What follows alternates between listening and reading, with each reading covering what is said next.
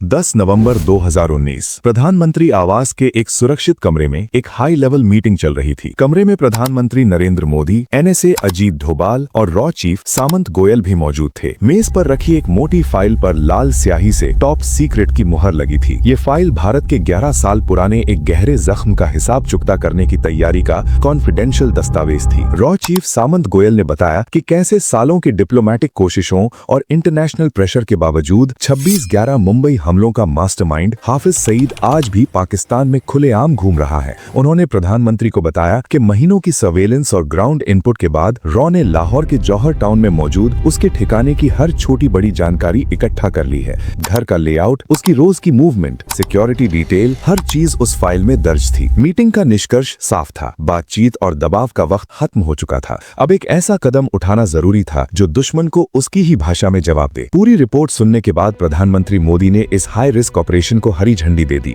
इस मिशन का code name रखा गया ऑपरेशन अलविदा। ये फैसला लेना आसान नहीं था। भारत सरकार और रॉ इस बात को अच्छी तरह जानते थे कि पाकिस्तान की जमीन पर उसके सबसे सुरक्षित शहर में एक हाई वैल्यू टारगेट पर हमला करना सीधा टकराव था। हाफिज सईद सिर्फ एक आतंकी नहीं बल्कि ISI और पाकिस्तानी सेना के लिए एक अहम एसेट था। उसका घर जौहर टाउन में एक किले की तरह था। ऊंची दीवारें, कांटेदार तार, हर कोने पर CCTV, अंदर निजी मस्जिद, मदरसा और 24/7 तैनात गार्ड्स। इसके बाहर पाकिस्तानी पुलिस की अलग सुरक्षा परत थी। बिना इजाजत कोई भी व्यक्ति या गाड़ी उस इलाके में दाखिल नहीं हो सकती थी। रॉ के सामने सबसे बड़ी चैलेंज ये थी कि ऑपरेशन इस तरह हो कि भारत का नाम सीधे सामने न आए। कोई सीधी मिलिट्री एक्शन या सर्जिकल स्ट्राइक यहाँ संभव नहीं था। जरूरत थी एक ऐसे प्लान की जो पूरी तरह कॉन्फिडेंशियल हो और लोकल लेयर के जरिए अंजाम दिया जा सके। रॉ की रणनीति का पहला कदम था जमीन पर एक विश्वसनीय एसेट तैयार करना। एक ऐसा व्यक्ति जो पाकिस्तानी हो, जिस पर कोई शक न करे और जो पैसे या किसी और मजबूरी के चलते उनके लिए काम करने को तैयार हो। कई हफ्तों की प्रोफाइलिंग और डेटा एनालिसिस के बाद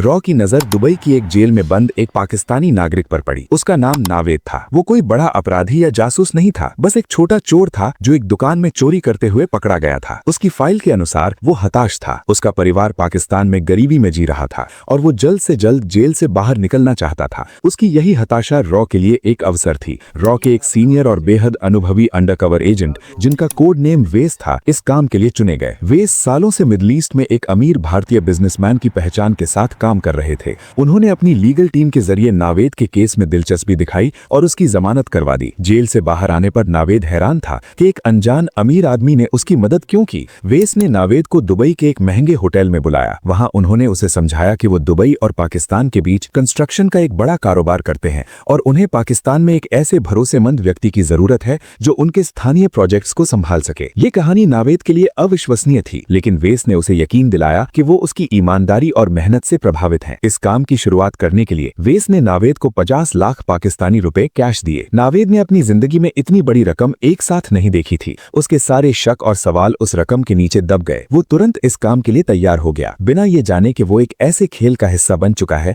जहां एक गलती की कीमत सिर्फ मौत होती है। कुछ ही दिनों में नावेद पाकिस्तान लौट आया। वादे के मुताबिक वेस ने उसे फोन पर उसका पहला काम सौंपा। उसे लाहौर के जौहर टाउन में एक घर किराए पर लेने के लिए कहा गया। निर्देश साफ थे, घर एक सामान्य रिहायशी इलाके में होना चाहिए जहां लोगों का आना जाना नॉर्मल लगे और वो हाफिज सईद के ठिकाने के इतने करीब हो कि वहां से नजर रखी जा सके, लेकिन इतना भी करीब नहीं कि शक हो। नावेद ने कुछ दिनों की तलाश के बाद गली नंबर 120 में सईद के घर से कुछ 100 मीटर की दूरी पर एक ऐसा ही घर ढूंढ निकाला। घर फाइनल होते ही वेस ने हवाला के जरिए नावेद के खाते में 15 करोड़ रुपए की एक भारी भरकम रकम ट्रांसफर कर दी। ये पैसा उसे पाकिस्तान में एक फेक कंस्ट्रक्शन कंपनी शुरू करने, एक ऑफिस बनाने और एक अमीर व्यक्ति की जीवन शैली अपनाने के लिए दिया गया था। मकसद था नावेद की एक विश्वसनीय पहचान बनाना जिस पर कोई भी एजेंसी शक न कर सके। अब जौहर टाउन का वो घर रॉ का एक सेफ हाउस और ऑपरेशनल कमांड सेंटर बन चुका था। अगले 6 महीनों तक इस ऑपरेशन को अंजाम देने के लिए रॉ के सबसे बेहतरीन एजेंट्स को अलग अलग पहचान के साथ पाकिस्तान भेजा गया। कोई इंजीनियर बनकर आया, कोई अकाउंटेंट, तो कोई नावेद का दूर का रिश्तेदार। वे सब उसी घर में रहते थे और बाहर की दुनिया के लिए वो नावेद की कंस्ट्रक्शन कंपनी के कर्मचारी थे। यहीं से शुरू हुआ ऑपरेशन का सबसे महत्वपूर्ण चरण, सर्वेलेंस। एजेंट्स ने उस घर को एक अत्याधुनिक निगरानी केंद्र में बदल दिया था। हाई पावर दूरबीनें, नाइट विजन कैमरे और सिग्नल इंटरसेप्ट करने वाले छोटे उपकरण लगाए गए। उन्होंने हाफिज सईद की 24/7 निगरानी शुरू कर दी। उन्होंने उसकी दिनचर्या का एक विस्तृत पैटर्न तैयार किया। वो सुबह कितने बजे उठता है, दिन में कितनी बार घर से बाहर निकलता है, जुम्मे की नमाज के लिए किस मस्जिद में जाता है, उसकी सुरक्षा में कितनी गाड़ियां होती हैं, कौन कौन से रास्तों का वो सबसे ज्यादा इस्तेमाल करता है और उसके घर के आसपास पुलिस चेकपोस्ट पर गार्ड्स की ड्यूटी कब और कैसे बदलती है, हर छोटी से छोटी जानकारी को इकट्ठा किया जा रहा था। ये सारी खुफिया जानकारी एन्क्रिप्टेड चैनल्स के जरिए दिल्ली में बैठे रॉ के अधिकारियों तक रियल टाइम में पहुंच रही थी।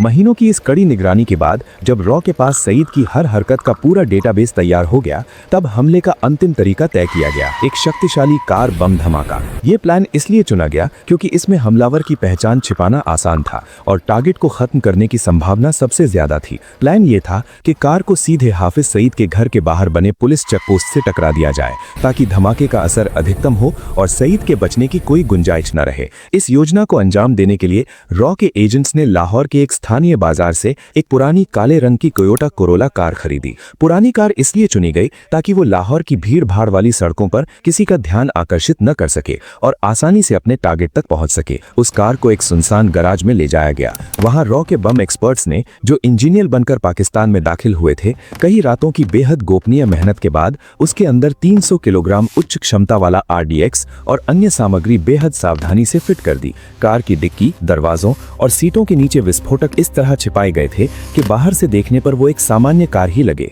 कार अब एक विनाशकारी हथियार बन चुकी थी। उसे पास ही की एक निर्माणाधीन इमारत में पार्क कर दिया गया था, जहां न कोई चौकीदार था और न ही कोई कैमरा, और वो सही वक्त का इंतजार कर रही थी। अब मिशन के सबसे महत्वपूर्ण और मानवीय रूप से सबसे कठिन हिस्से की बारी थी। इस कार को चलाकर टारगेट तक कौन ले जाएगा? ये एक सुसाइड मिशन था और इसमें ड्राइवर के बचने की कोई संभावना नहीं थी। रॉ इस काम में अपने किसी भी प्रशिक्षित एजेंट को कुर्बान नहीं करना चाहती थी। इसके लिए एक ऐसे व्यक्ति की जरूरत थी जो पैसे के बदले अपनी जान देने को तैयार हो। रॉ ने अपने नेटवर्क का उपयोग करके अफगानिस्तान से एक गरीब युवक को इस काम के लिए चुना। उसके परिवार ने आतंकवादियों ने खत्म कर दिया था और वो खुद गरीबी और हताशा में जी रहा था। रॉ ने उसे एक ऑफर दिया। उसकी जान के बदले में उसके परिवार के बचे हुए सदस्यों को इतनी बड़ी रकम दी जाएगी कि उनकी आने वाली कई पीढ़ियां गरीबी से बाहर निकल आएंगी। वो इस काम के लिए तैयार हो गया। वो चुपचाप पाकिस्तान लाया गया और जौहर टाउन के उसी सेफ हाउस में बाकी एजेंट्स के साथ रखा गया, जहां उसे हमले के लिए मानसिक और तकनीकी रूप से तैयार किया गया। ऑपरेशन की सारी तैयारियां अब पूरी हो चुकी थीं। टारगेट लॉक था, हथियार तैयार था और हमलावर भी मौजूद था। हमले की तारीख भी तय कर ली गई थी। ऑपरेशन अलविदा अपने अंतिम अंजाम से बस कुछ ही कदम दूर था। लेकिन तभी इस कहानी में एक अप्रत्याशित और दुखद मोड़ आया। रॉ का मुख्य हैंडलर वेस, जो दुबई से इस पूरे नेटवर्क को चला रहा था और नावेद के साथ लगातार संपर्क में था, भारत में अपने परिवार से मिलने आया हुआ था। यहीं पर वो अचानक गंभीर रूप से बीमार पड़ गया। जांच में पता चला कि वो उस समय भारत में फैली कोरोना वायरस की दूसरी घातक लहर से संक्रमित था।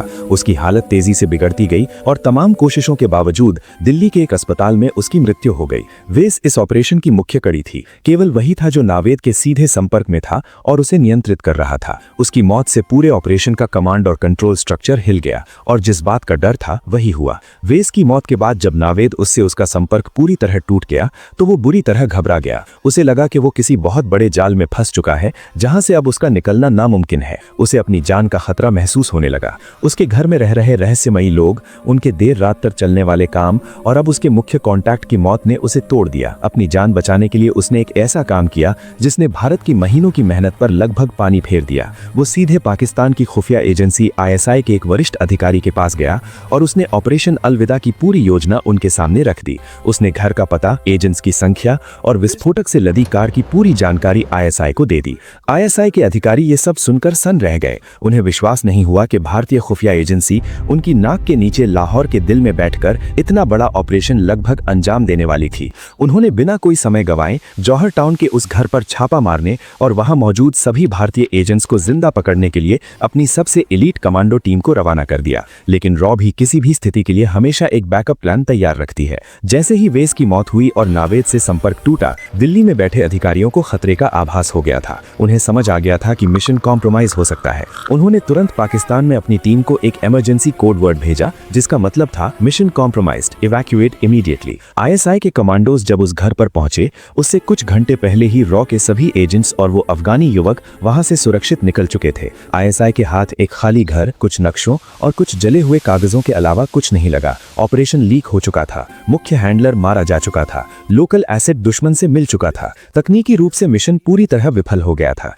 लेकिन भारत ने अभी तक हार नहीं मानी थी। दिल्ली में फिर से एक आपातकालीन बैठक हुई। अब सवाल सिर्फ हाफिज सईद को मारने का नहीं, बल्कि अपनी साख बचाने का और पाकिस्तान को एक कड़ा संदेश देने का था। फैसला लिया बताया गया कि मिशन को अंजाम दिया जाएगा, चाहे उसका नतीजा कुछ भी हो। 23 जून 2021 लाहौर, सुबह के लगभग 11 बजे का समय था। RDX से लदी वो काली टोयोटा कोरोला उस निर्माणाधीन इमारत से बाहर निकली। उसे अब वो अफगानी युवक चला रहा था जिसकी आंखों में न मौत का डर था न जिंदगी की चाह। वो कार लाहौर की व्यस्त सड़कों से होती हुई बिजली की रफ्तार से हाफिज सईद के घर की तरफ बढ़ी। जैसे ही कार चेकपोस्ट के पास पहुंची, वहां खड़े पुलिस कर्मियों ने उसे हाथ देकर रोकने की कोशिश की, लेकिन ड्राइवर ने कार की रफ्तार और बढ़ा दी और उसे सीधे पुलिस की बैरिकेडिंग से टकरा दिया। अगले ही पल एक जबरदस्त धमाका हुआ। धमाका इतना शक्तिशाली था कि कई किलोमीटर दूर तक उसकी आवाज गूंजी और जमीन कांप उठी। चारों तरफ आग, धुआं और धूल का एक विशाल गुबार छा गया। हाफिज सईद के घर का मुख्य गेट और बाहरी दीवारें पूरी तरह से ध्वस्त हो गई। चेक पोस्ट पर तैनात कई पुलिसकर्मी मारे गए और घायल हो गए। धमाके के वक्त हाफिज सईद अपने घर के अंदर ही था। धमाके की आवाज सुनते ही वो बुरी तरह घबरा गया। डर के मारे वो आतंकी सरगना जिसने हजारों लोगों को मौत के घाट उतारा था, एक कायर की तरह अपने ही घर में एक सोफे के नीचे छिप गया। इस हमले ने उसे शारीरिक रूप से कोई नुकसान नहीं पहुंचाया क्योंकि वो घर के पिछले हिस्से में था, लेकिन ये उसके लिए एक मनोवैज्ञानिक झटका था। पहली बार उसे एहसास हुआ कि मौत उसके कितने करीब आ सकती है और भारत की पहुंच कितनी लंबी है। ऑपरेशन अलविदा अपना आखिरी लक्ष्य हासिल नहीं कर सका, लेकिन एक संदेश दे गया।